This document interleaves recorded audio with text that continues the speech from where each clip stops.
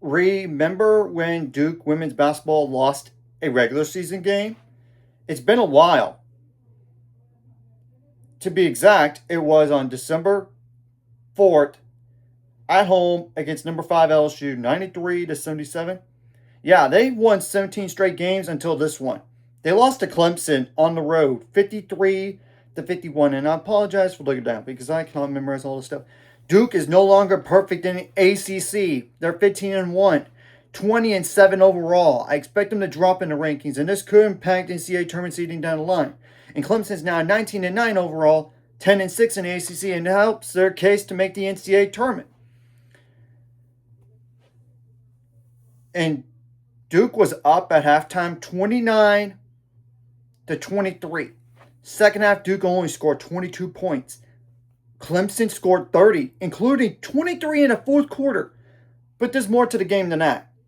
That's why I'm going to go to the last minute of the game. This is besides the stats. And sooner or later, Duke was probably going to lose another game for the first time since December 4th. It's hard to win X amount of games in a row before the NCAA tournament, let alone go into the NCAA tournament and win every game until then, and then lose to somebody. It's going to be interesting how they respond after this loss. First time in a long time.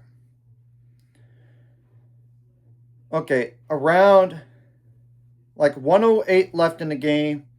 Ashlyn Jackson made a 3 for Duke and assisted by Tiana Merritt to make it 49 to 48. Clemson was up. Around 54 seconds left, there must have been like a legal screen or offensive foul on Damari Hines from Clemson, which was a turnover. Around 27 seconds left.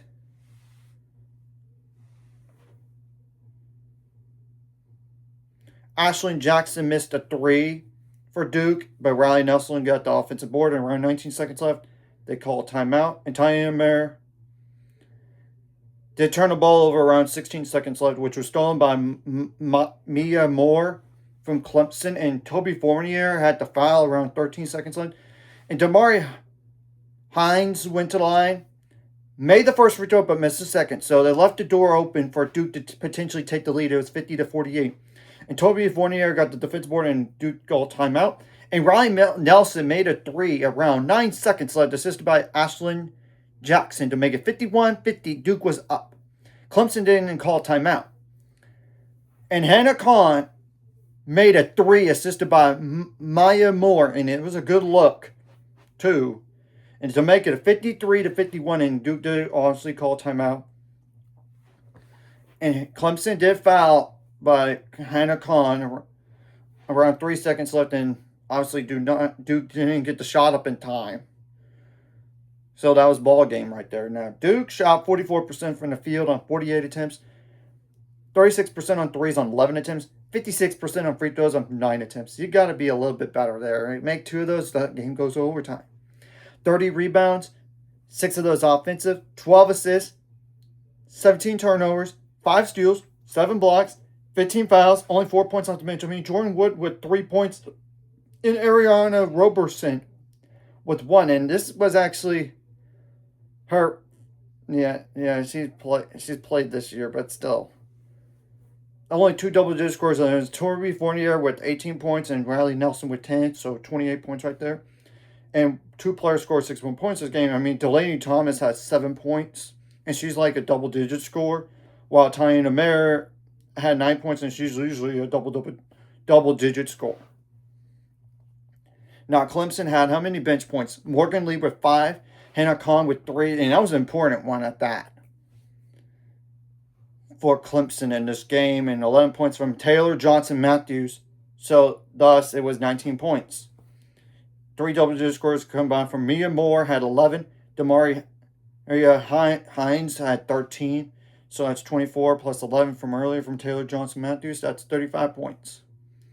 And 1 player scored 61 points this game. It was Rusney Augusta Nantier. Augustinaite.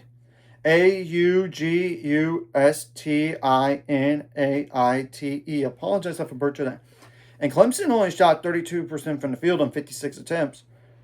29% on threes on 21 attempts. However, they were 92% at the free throw line on 12 attempts. That's probably one of the reasons why they won the game.